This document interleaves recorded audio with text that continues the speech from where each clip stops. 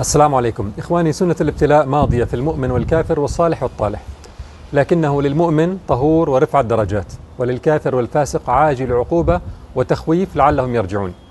وأشد الناس بلاء الأنبياء ثم الأمثل فالأمثل، يبتلى الناس على قدر دينهم. ابتلي الصحابة بالطاعون وهم خير الناس بعد الأنبياء، وتوفي فيه عدد كبير من الصحابة ومن ذريتهم، فما تلقوا ذلك إلا بالصبر والاحتساب.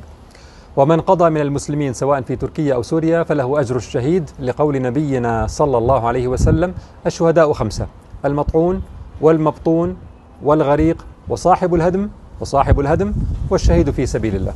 من توفي فقد أفضى إلى ربه، لكن الدور علينا نحن الأحياء أن نحسن الظن بالله تعالى، ونعلم أنه لا يقدر شيئا إلا لحكمة، وهو سبحانه القائل: إنما يوفى الصابرون أجرهم بغير حساب.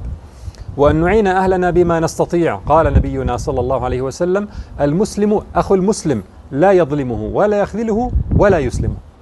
فالله يستخرج منا بهذا البلاء عبودية نجدة إخواننا، والواجب على كل من يستطيع تقديم أي نوع من المساعدة والإعانة أن يبادر لعون إخوانه بما يستطيع.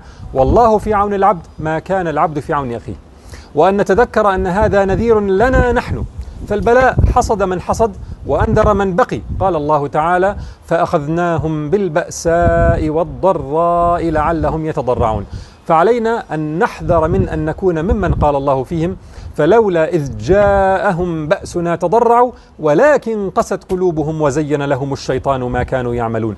فيجب علينا أن نتضرع إلى الله سبحانه ونلجأ إليه ونتوب من تقصيرنا. وأنتم تنظرون إلى البنايات إخواني، تنظرون إلى هذه البنايات تنهار. تصوروا، هل كان أحد من سكانها يتصور أن يحدث له هذا؟ فلا والله، ما أحد منا ببعيد عن البلاء. وأخيرا نسأل الله سبحانه أن يرحم قتل المسلمين، وأن يخفف عن المصابين، وأن يجبر كسرهم، ويشفي مرضاهم، ويؤوي شريدهم، ويجعل لهم من لدنه وليا، ويجعل لهم من لدنه نصيرا وأنسا وتصبيرا. والسلام عليكم ورحمة الله.